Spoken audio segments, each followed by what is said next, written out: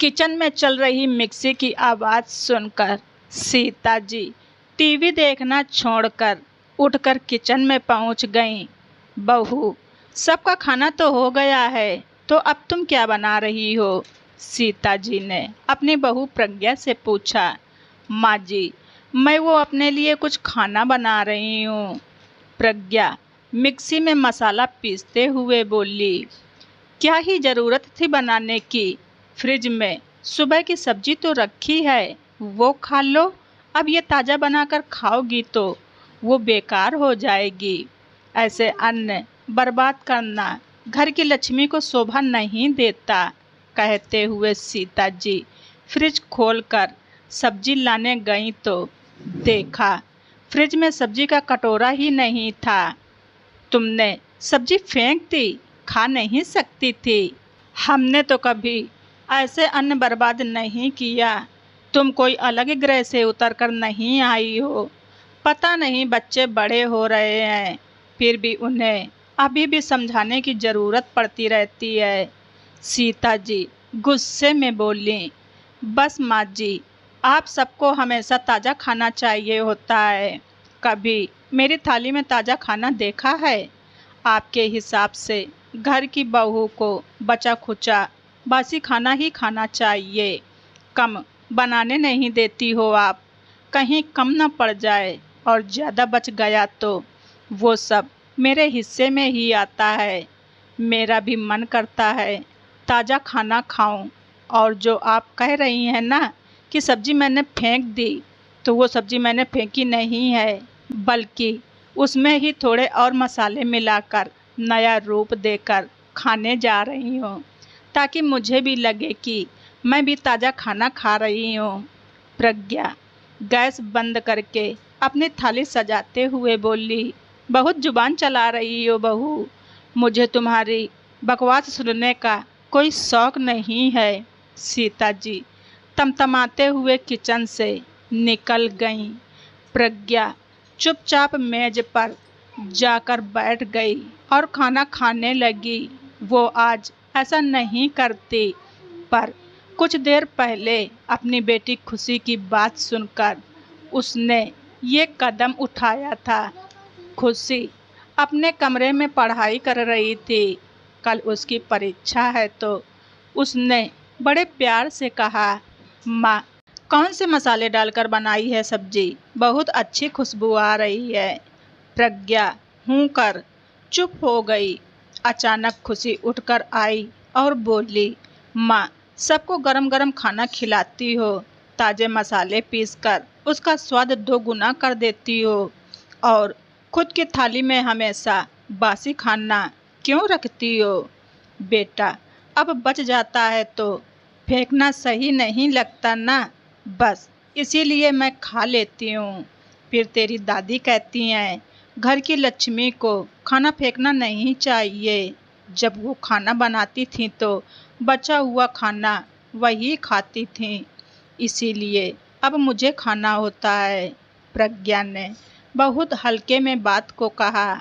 इसका मतलब शादी के बाद हर औरत को बासी खाना खाने को मिलता है, पर माँ, मैं तो कभी बासी खाना नहीं खा सकती, क्योंकि आप हमेशा ताज़ा खाना देती हो, तो मुझे तो ताज़ा खाना खाने की आदत है।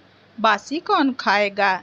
मैं तो कहती हूँ आप भी ताज़ा खाना खाया करो। हर दिन बासी खाओगी तो बीमार पड़ जाओगी।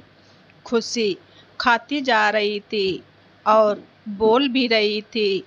पता नहीं क्यों आज प्रज्ञा को खुशी की बात सुनकर अपने मायके की याद आ गई।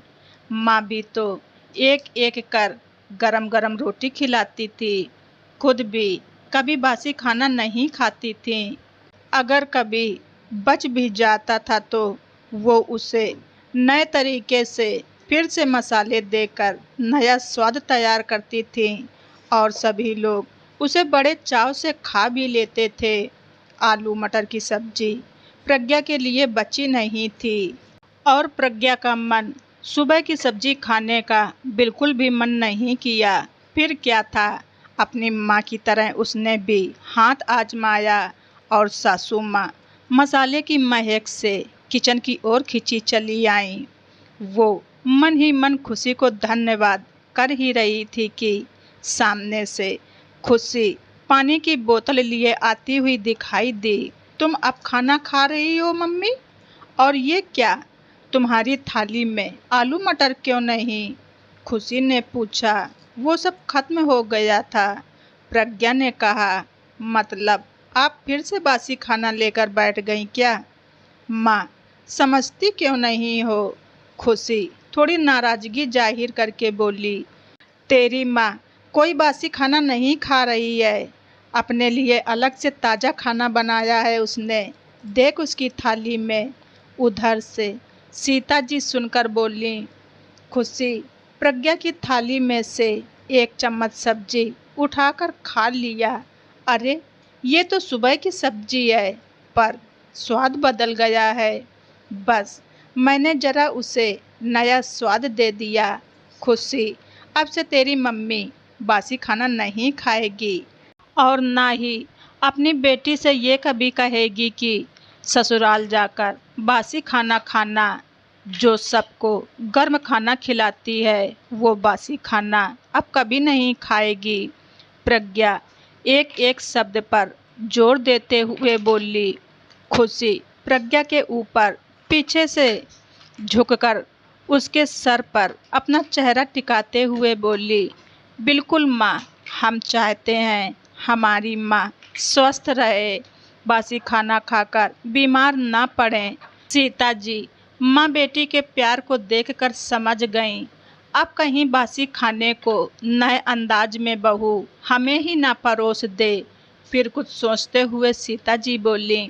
बहू, ज़्यादा खाना बनाती ही क्यों हो? अंदाजे से बनाया करो ताकि सबको ताज़ा ताज़ा खाना नसीब हो, बासी खाना बचे ही ना। ये सुनकर प्रज्ञा और खुशी एक दूसरे को देखकर मुस्कुरा दी। प्रज्ञा भी सोचने लगी, अपने लिए सोचना भी खुद पड़ता है और करना भी, नहीं तो ये सब ऐसे ही थुपता चला जाता है। तो दोस्तों, आप सभी को हमारी ये स्टोरी कैसी लगी कमेंट बॉक्स में ज़रूर लिखें। चैनल पर नए हैं तो सब्सक्राइब करना ना भूलें। धन्यवाद। रीचा वाइस।